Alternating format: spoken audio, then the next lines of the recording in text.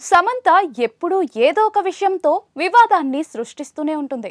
అయితే పరోక్ష కమెంట్లు చేస్తూ అప్పుడప్పుడు తనపై దుష్ప్రచారం చేసే వారికి మాత్రం గట్టి కౌంటర్లు ఇస్తూ ఉంటుంది.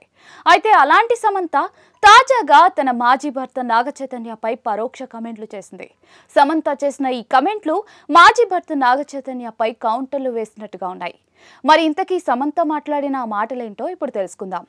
సమంత తాజాగా సిడ్నీలో జరిగిన Indian film festival of Sydney ఈవెంట్లో పాల్గొంది.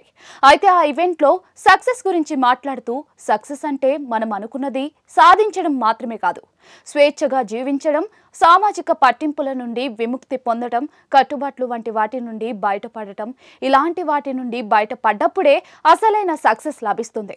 అలాగే జీవితంలో నాకు ఎన్నో ఎదురు దెబ్బలు తగిలాయి, వాటిని ధైర్యంగా ఎదుర్కొని ముందుకు వచ్చాను అంటూ సమంత చెప్పుకొచ్చింది. అయితే సమంత సక్సెస్ గురించి మాట్లాడిన దాంట్లో పట్టింపులు, కట్టుబాట్లు అంటూ మాట్లాడటం తన మాజీ భర్తను ఉద్దేశించే మాట్లాడింది అని, తన అభిప్రాయాలకు వ్యతిరేకంగా ఇంట్లో ఉండాలి, అలాంటి సినిమాలు చేయొద్దు, ఇలాంటి సినిమాలు చేయొద్దు అని స్వేచ్ఛనివ్వకుండా చేయడం వల్లే సమంత అలా విడాకులు తీసుకుందని ఇప్పటికే ఎన్నో వార్తలు వినిపించాయి.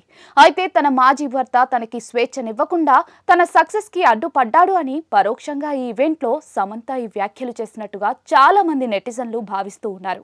ఇక సమంత ప్రస్తుతం రక్త బ్రహ్మాండ్ అనే వెబ్ సిరీస్ తో పాటు మా ఇంటి బంగారం అనే సినిమా చేస్తూ ఉంది.